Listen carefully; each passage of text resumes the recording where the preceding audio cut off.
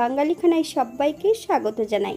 আপনারা তো অনেকভাবে চিকেন রান্না করে খেয়েছেন, একবার আমার মতন করে সহজ পদ্ধতিতে আপনিও শিখে নিতে পারবেন ছোট ছোট টিপস সহ। তবে আজকে আমি এখানে চিকেন রান্না করব তেল মশলা কম দিয়ে। এতটাই সুস্বাদু হয়েছিল খেতে, আপনি একবার রান্না করলে বারবার রান্না করবেন। চলুন সেটা একবার দেখে নেওয়া যাক ভিডিওর মাধ্যমে। আশা করছি আজকের ভিডিওটি ভালো লাগবে। সকল বন্ধুদের কাছে অনুরোধ করছি সম্পূর্ণ ভিডিওটি দেখার। এখানে আমি আগের থেকে 400 গ্রামের মতন বোনলেস চিকেন নিয়ে নিয়েছি। চিকেনগুলোকে বেশ পরিষ্কার করে ধুয়ে রেখেছি।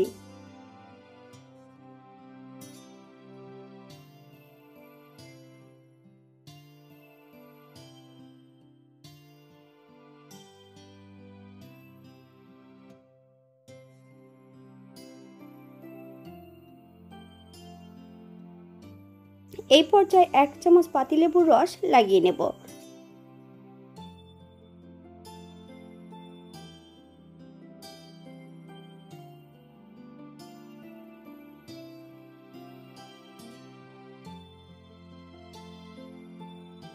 হাফ চামচ গোলমরিচের গুঁড়ো, হাফ চামচ লবণ, আপনার স্বাদ অনুসারে লবণটা অ্যাড করবেন।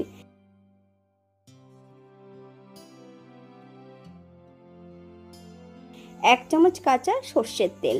আপনারা যদি পছন্দ করেন তাহলে এখানে বাটার অ্যাড করতে পারেন। বেশ ভালো করে মাখিয়ে নিয়ে 10 থেকে 15 মিনিটের জন্য রেস্টে মাংসগুলোকে রেখে দিতে হবে। তবে আপনাদের হাতে যদি সময় বেশি থাকে আপনারা বেশি সময় রেখে দিতে পারেন।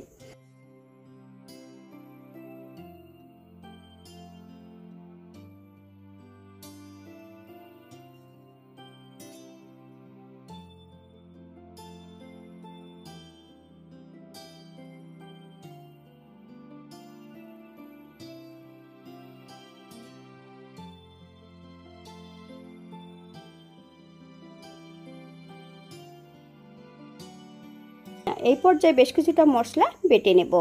1 চামচ সাদা জিরে, 4টে শুকনো লঙ্কা, দারচিনি, এলাচ, লং, বেশ কিছুটা কাঠবাদাম, বেশ কিছুটা আদা, হাফ চামচ ধনে আর হাফ চামচ মৌরি।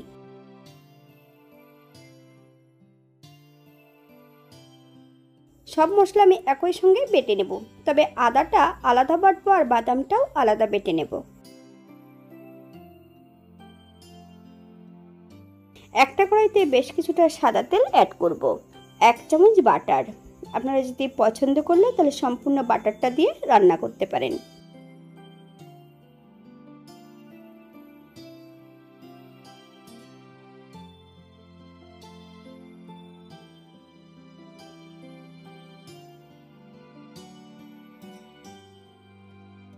সম্পূর্ণ চিকেনগুলো এই পর্যায়ে ভেজে নেব।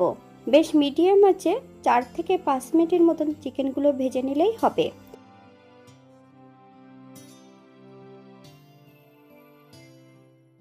বাঙালি রান্না ঘরোয়া উপকরণ দিয়ে আপনাদের যদি রান্নাগুলো পছন্দ হয় তাহলে চ্যানেলটি সাবস্ক্রাইব করে দিয়ে পাশে থাকবেন।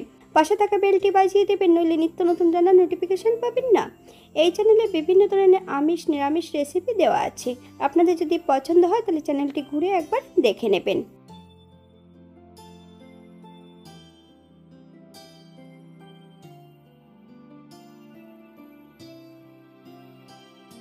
এই পর্যায়ে তেল থেকে মাংসগুলো তুলে নিতে হবে।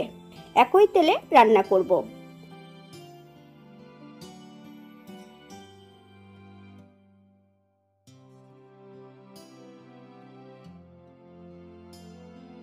কুচিয়ে রাখা মিডিয়াম সাইজের একটা পেঁয়াজ আর বেশ কিছুটা রসুন এখানে আমি অ্যাড করব। রসুন কিন্তু আমি 90% বেটে নিয়েছি। পেঁয়াজ রসুন থেকে যতক্ষণ কাঁচা গন্ধ ছাড়বে ততক্ষণ বেশ ভালো করে ভেজে নিতে হবে। এই পর্যায়ে অ্যাড করব হাফ চামচ লবণ। আপনার স্বাদ অনুসারে লবণটা অ্যাড করবেন।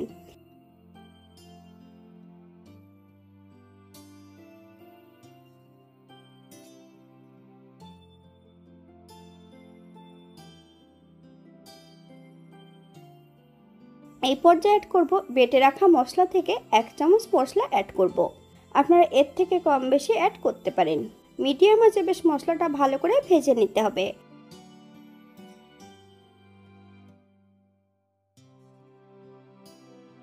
হাফ চামচ হলুদ গুঁড়ো অথবা মশলা থেকে যতক্ষণ কাঁচা গন্ধ বেরোবে ততক্ষণ বেশ মশলাটা ভালো করে ভেজে নিতে হবে।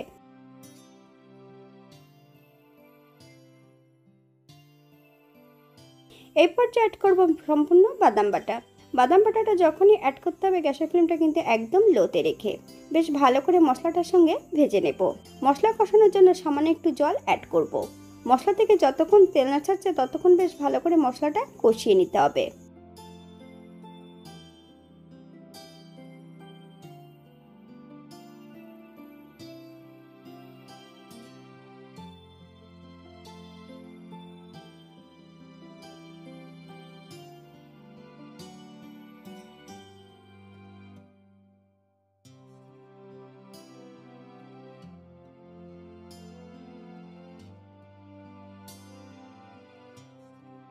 বড় সাইজের একটা পেঁয়াজ একটু বড় বড় টুকরো করে কেটে অ্যাড করব।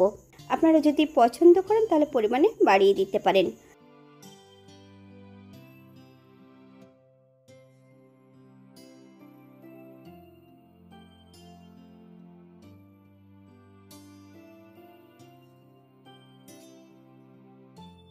সম্পূর্ণ ভেজে রাখা মাংসগুলো এই পর্যায়ে অ্যাড করে দেব। মশলা সহ মাংস দিয়ে বেশ ভালো করে কষিয়ে নিতে হবে।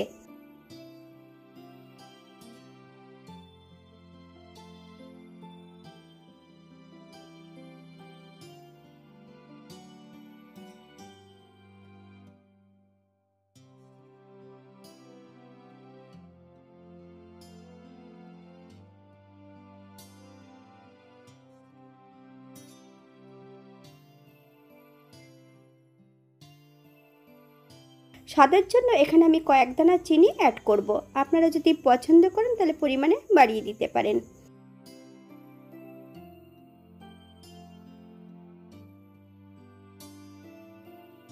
এই পর্যায়ে অ্যাড করব গ্রেভির জন্য আমি 1 কাপ জল, তবে জলটা কিন্তু গরম হতে হবে। আপনাদের যতটা গ্রেভির প্রয়োজন আপনারা ততটা জল অ্যাড করতে পারেন।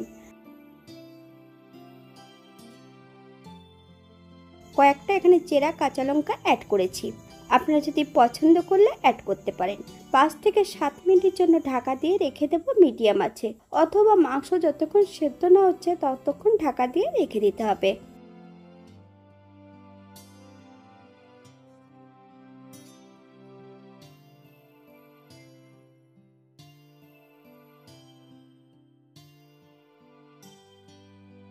এই পর্যায়ে অ্যাড করব 1 চামচ বাটার। আপনারা যদি পছন্দ করেন তাহলে পরিমাণে বাড়িয়ে দিতে পারেন। গ্যাসের ফ্লেমটা অফ করে দিয়ে 5 মিনিটের জন্য স্ট্যান্ডিং টাইম দেব, তারপর সার্ভ করব।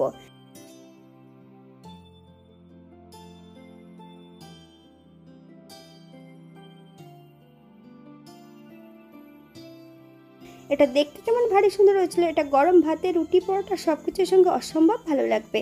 আপনারা বাড়িতে একবার একই পদ্ধতিতে বানিয়ে নেবেন। এখানে আমি যে উপকরণগুলো অ্যাড করেছি আপনারা এর থেকে কম বেশি অ্যাড করতে পারেন। আমি এখানে যে মশলাগুলো অ্যাড করেছি আপনারা আপনাদের পছন্দ মতন মশলাগুলো অ্যাড করতে পারেন। তেল আর বাটার দিয়ে রান্না করেছি, আপনারা শুধু বাটারটা দিয়ে এটা রান্না করতে পারেন। আজকের ভিডিওটি এই পর্যন্ত। সবাই সুস্থ থাকবেন, ভালো থাকবেন। অন্যদিন নতুন রেসিপি নিয়ে আপনাদের সামনে আবার আমি হাজির হব। নতুন ও পুরনো সকল বন্ধুদের অসংখ্য ধন্যবাদ ভিডিওটি দেখার জন্য। হাতে যদি সময় থাকে তাহলে একটা লাইক, কমেন্ট, শেয়ার করবেন।